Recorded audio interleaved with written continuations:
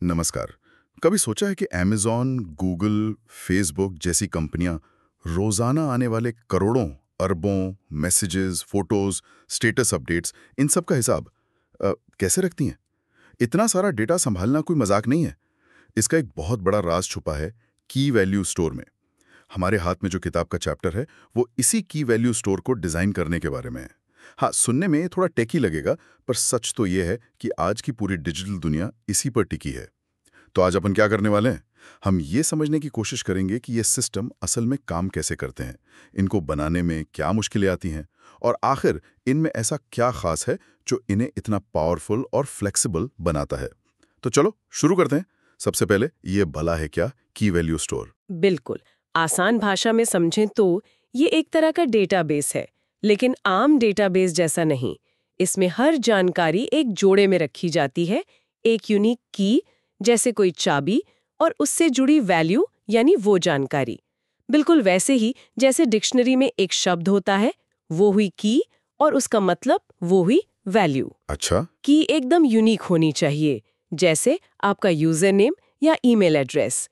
ये टेक्स्ट हो सकती है, जैसे यूजर प्रोफाइल अमित, या कोई कोड जैसे A9F3B1C8। परफॉर्मेंस के लिए इसे छोटा रखना बेहतर होता है।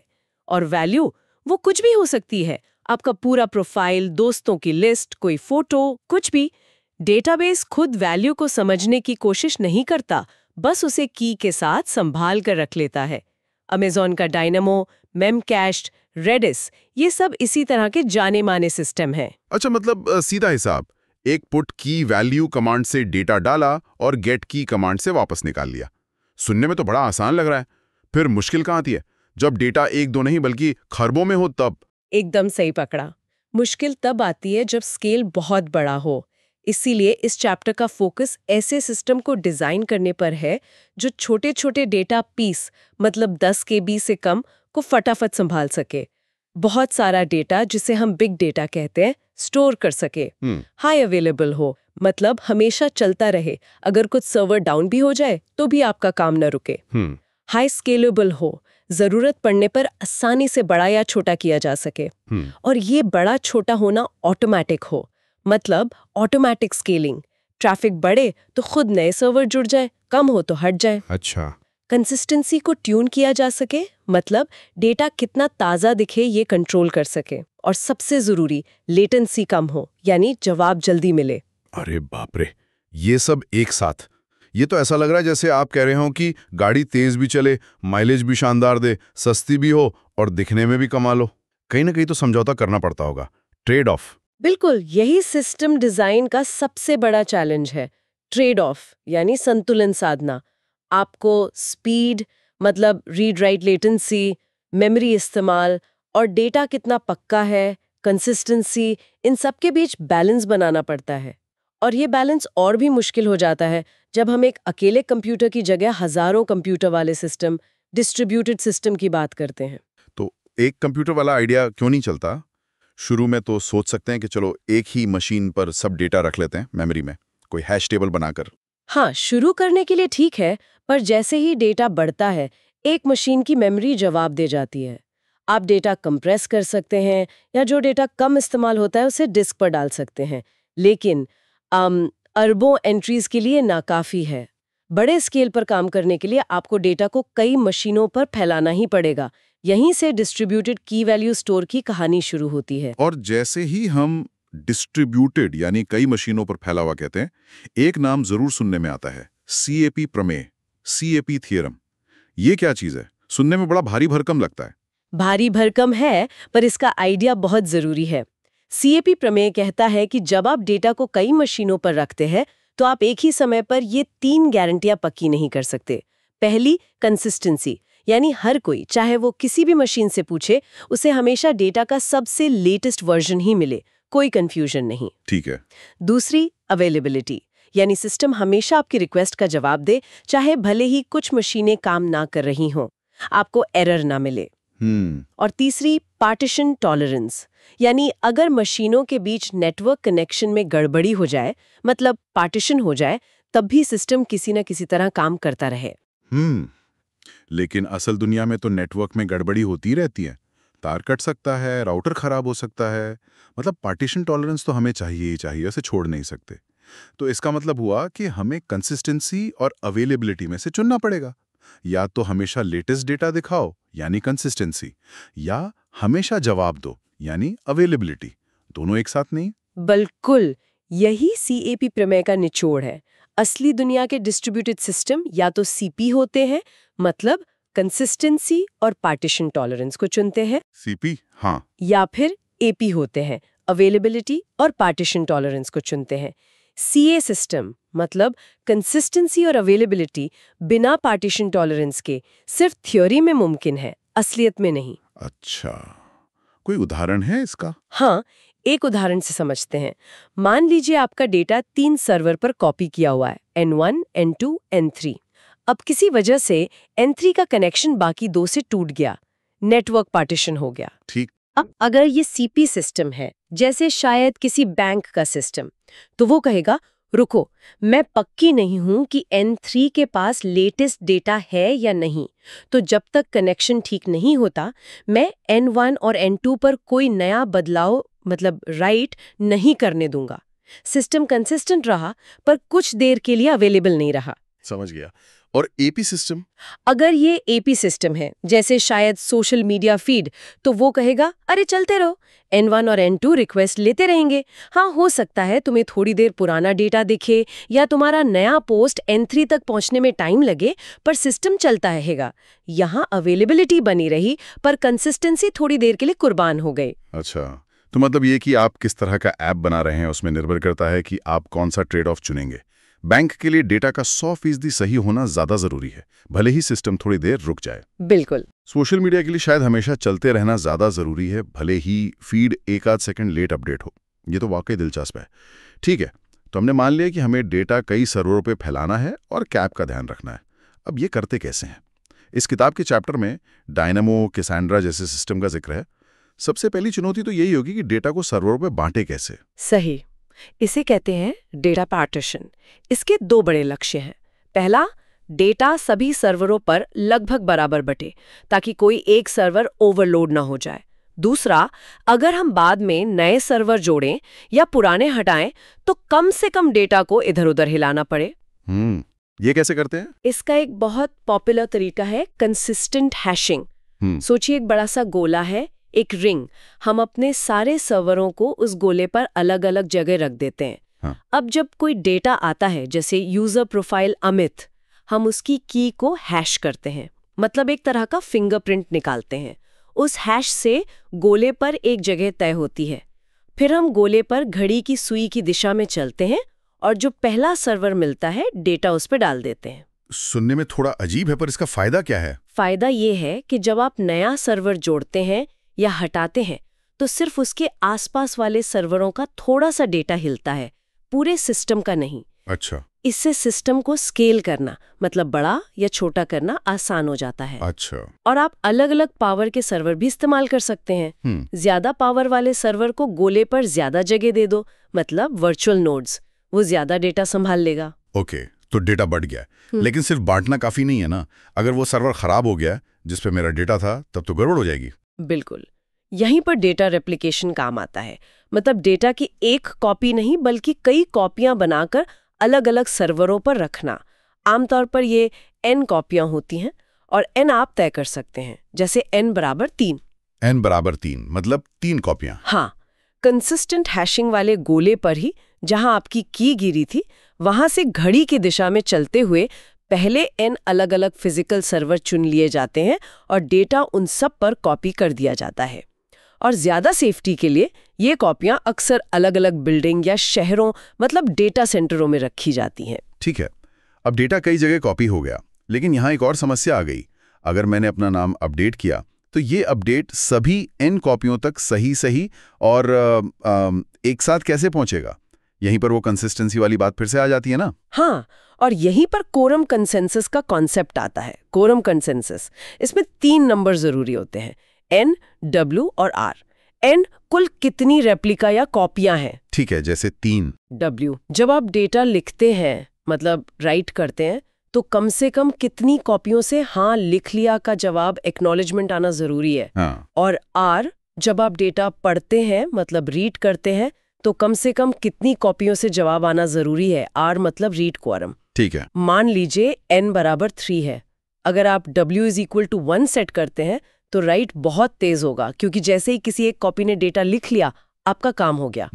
लेकिन अगर आप w = 3 सेट करते हैं तो राइट धीमा होगा, क्योंकि तीनों का इंतजार करना पड़ेगा, पर आपको ज्यादा गारंटी होगी कि डेटा ठीक से लिखा गया है। इसी तरह आर के साथ है। तो इसका कंसिस्टेंसी से क्या लेना देना? सबसे मजेदार नियम ये है, अगर W + R N है तो आपको स्ट्रॉन्ग कंसिस्टेंसी मिलेगी। W + R N से ज्यादा? हाँ, मतलब पढ़ने वाले को हमेशा लेटेस्ट डेटा मिलने की गारंटी है। क्यों? क्योंकि लिखने वालों और पढ़ने वालों के ग्रुप में कम से कम एक सर्वर कॉमन जरूर होगा, जिसके पास लेटेस्ट अपडेट होगा। जैसे n = 3 है, अगर W = 2 और R = 2 सेट करें तो W + R = 4, जो n = 3 से ज्यादा है। तो यहाँ स्ट्रॉन्ग कंसिस्टेंसी मिलेगी। अरे वाह, मतलब हम W और R की वैल्यू बदल कर चुन सकते हैं कि हमें तेज राइट चाहिए, तेज रीड चाहिए या एकदम पक्की कंसिस्टेंसी चाहिए। ये तो कंट्रोल अपने हाथ में आ गया। लेकिन आपने पहले स्ट्रॉन्ग कंसिस्टेंसी के अलावा इवेंचुअल कंसिस्टेंसी का भी जिक्र किया था। हाँ, कंसिस्टेंसी के भी लेवल होते हैं।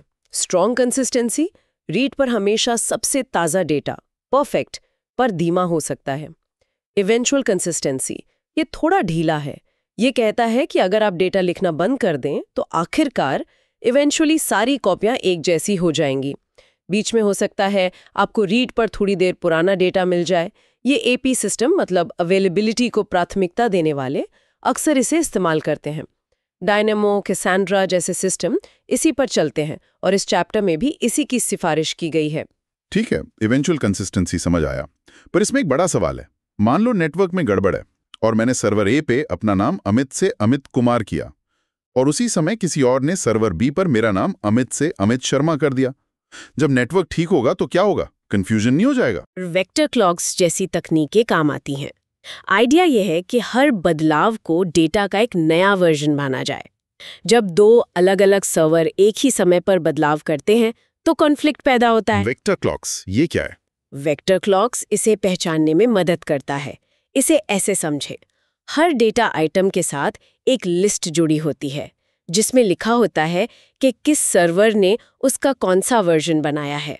जैसे सर्वर ए वर्जन 5, सर्वर बी वर्जन 3। जब कोई सर्वर डेटा अपडेट करता है तो वो इस लिस्ट में अपना काउंटर बढ़ा देता है। जब दो वर्जन मिलते हैं तो उनकी वेक्टर क्लॉक लिस्ट देखकर पता चल जाता है कि क्या एक वर्जन दूसरे का अपडेटेड रूप है। अच्छा, मतलब अगर उसके सारे काउंटर दूसरे से ज्यादा या बराबर हैं या फिर दोनों में कॉन्फ्लिक्ट है। अगर एक का काउंटर ज्यादा है और दूसरे का कम। हाँ, ये तो काफी स्मार्ट तरीका है कॉन्फ्लिक्ट पकड़ने का। लेकिन फिर उस कॉन्फ्लिक्ट को सुलझाएगा कौन? अक्सर ये जिम्मेदारी क्लाइंट एप्लीकेशन पे डाल दी जाती है कि वो तय करे कि कौन सा वर्जन रखना है या दोनों को मिलाकर कुछ नया बनाना है। वेक्टर क्लॉक का एक और चैलेंज ये है कि ये लिस्ट लंबी हो सकती है। इसे छोटा रखने के तरीके हैं, पर उनसे कभी-कभी थोड़ी दिक्कत आ सकती है। हालांकि Amazon जैसी कंपनियों ने पाया है कि असलियत में ये उतना बड़ा मुद्दा नहीं बनता। ठीक है, कंसिस्टेंसी की बात हो गई, लेकिन सर्वर तो कभी भी फेल हो सकते हैं। Hard disk crash, power fail, कुछ भी हो सकता है। इससे कैसे निपटते हैं? हाँ, फेलियर हैंडलिंग बहुत जरूरी है। पहला है फेलियर डिटेक्शन। पहले तो ये पता लगाना कि कौन सा सर्वर डाउन है। इसके लिए गॉसिप प्रोटोकॉल काफी चलता है। गॉसिप मतलब गपशप? हाँ, कुछ वैसा ही। जैसे गांव में गपशप फैलती है, वैसे ही सर्वर एक दूसरे को बताते रहते हैं कि मैं जिंदा हूं, और ये जानकारी बाकी सर्वरों तक पहुंच जाती है। अगर किसी सर्वर की खैर खबर काफी देर तक न मिले तो मान लिया जाता है कि वो डाउन है। अच्छा, फिर है अस्थायी फेलियर हैंडलिंग। अगर कोई सर्वर थोड़ी देर के लिए डाउन है तो सिस्टम रुकना नहीं चाहिए। स्लॉपी कोरम का मतलब है कि अगर तय सर्वर मतलब रेप्लिका जवाब नहीं दे रहा तो उसके बदले किसी और हेल्दी सर्वर से काम चला लो। ओके। और हिंटेड हैंड ऑफ का मतलब है कि वो हेल्दी सर्वर डाउन वाले सर्वर का काम तब तक संभाल लेगा और जब डाउन सर्वर वापस आएगा तो उसे सारा पेंडिंग काम सौंप देगा। वाह। और फिर है स्थायी फेलियर। अगर कोई सर्वर हमेशा के लिए गया या पूरा डेटा सेंटर ही बैठ गया तो हमें ये पक्का करना होता है कि उसकी जगह नई कॉपियां बन जाएं और बाकी कॉपियां सिंक में रहें। इसके लिए एंटी एंट्रोपी प्रोटोकॉल होता है जो कॉपियों को मिलाता है। कॉपियों को मिलाना? अगर डेटा बहुत सारा है तो ये तो बहुत धीमा होगा सिंक करना। यहीं पर मर्कल ट्री नाम की एक और चालाक तकनीक काम आती है। सोचिए, आपके पास दो बहुत बड़ी लाइब्रेरी हैं और आपको पता करना है कि क्या दोनों में बिल्कुल एक जैसी किताबें हैं। आप हर किताब को चेक करने के बजाय पहले हर शेल्फ का एक समरी कोड मतलब हैश बना लें। फिर हर कमरे के शेल्फ कोड्स को मिलाकर कमरे का समरी कोड बनाएं। फिर पूरी लाइब्रेरी का एक फाइनल कोड। अच्छा। अब आप सिर्फ दोनों लाइब्रेरी के फाइनल कोड मिलाएंगे। अगर वो अलग हैं तो आप नीचे जाकर कमरों के कोड मिलाएंगे, फिर शेल्फ के, और आखिर में आपको पता चल जाएगा कि किस शेल्फ की कौन सी किताब अलग है। मर्कल ट्री डेटा के साथ यही करता है, जिससे बहुत तेजी से पता चल जाता है कि कौन सा डेटा सिंक से बाहर है बिना सारा डेटा ट्रांसफर किए। बाप रे। Consistent hashing, replication, quorum, vector clocks, gossip, sloppy quorum, hinted handoff, Merkle tree. एक सीधे साधे की वैल्यू स्टोर के पीछे इतनी सारी इंजीनियरिंग लगी है। तो इन सबको मिलाकर सिस्टम दिखता कैसा है? आर्किटेक्चर दिखने में ये काफी डिसेंट्रलाइज्ड होता है, मतलब विकेंद्रीकृत। कोई एक बॉस सर्वर नहीं होता। क्लाइंट एक एपीआई के जरिए, जैसे गेट और पुट, किसी भी एक नोड से बात करता है, जिसे कोऑर्डिनेटर कहते हैं। ये कोऑर्डिनेटर क्लाइंट के लिए रिक्वेस्ट को सही जगह भेजने का काम करता है। ठीक है। सारे storage node consistent hashing ring पर होते हैं। नोड जोड़ना या हटाना ऑटोमेटिक हो सकता है।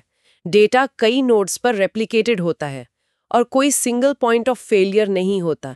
यानी अगर एक नोड डाउन हो जाए तो सिस्टम रुकता नहीं। सब नोड्स लगभग एक जैसे होते हैं। और जब कोई रिक्वेस्ट, जैसे डेटा लिखने की पुट रिक्वेस्ट, किसी नोड पर पहुंचती है तो नोड अंदर क्या करता है? क्या वो बस डेटा को मेमोरी में रख लेता है? सिर्फ मेमोरी में नहीं, क्योंकि अगर सर्वर बंद हो गया तो डेटा उड़ जाएगा। कैसेंड्रा जैसे सिस्टम का उदाहरण ले तो राइट पाथ कुछ ऐसा होता है। सबसे पहले रिक्वेस्ट को तुरंत डिस्क पर एक लॉग फाइल, कमिट लॉग, में लिखा जाता है। ये पक्का करने के लिए कि पावर फेल होने पर भी राइट गायब ना हो, ड्यूरेबिलिटी के लिए। ड्यूरेबिलिटी। हाँ। 2, फिर डेटा को तेजी से एक्सेस करने के लिए मेमोरी कैश में रखा जाता है। 3, जब कैश भरने लगता है तो डेटा को डिस्क पर एक खास तरह की सॉर्टेड फाइल SS टेबल में सहेज दिया जाता है, जो पढ़ने में कुशल होती है। अच्छा। और पढ़ने के लिए रीड पाथ? पढ़ने के लिए यानी रीड पाथ पहले मेमोरी कैश में देखा जाता है। मिल गया तो फटाफट वापस भेज दिया। 2, अगर कैश में नहीं मिला तो डिस्क पर बनी SS टेबल्स में खोजना पड़ेगा। लेकिन कौन सी फाइल में? यहाँ ब्लूम फिल्टर मदद करता है। ब्लूम फिल्टर ये क्या होता है? ये एक तरह का सुपर फास्ट चेकर है जो बता सकता है कि इस फाइल में तुम्हारी की नहीं है।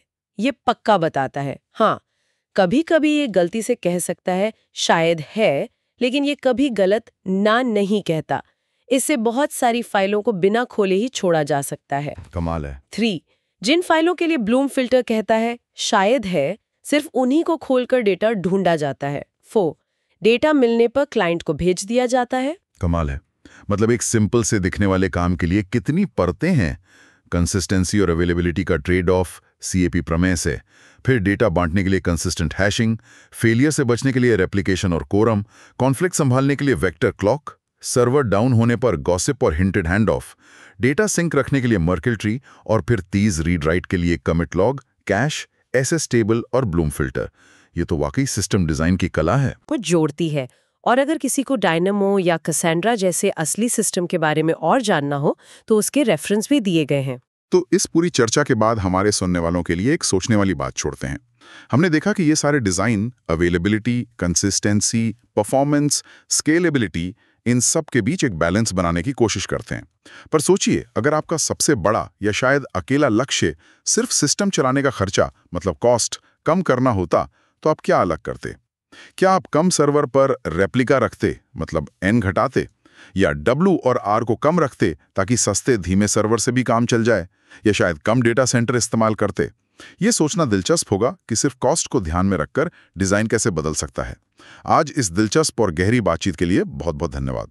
धन्यवाद। उम्मीद है सुनने वालों को की वैल्यू स्टोर की दुनिया की एक झलक मिली होगी और समझ आया होगा कि हमारी डिजिटल जिंदगी को चलाने वाले इन सिस्टम्स के पीछे कितनी सोच और मेहनत लगती है।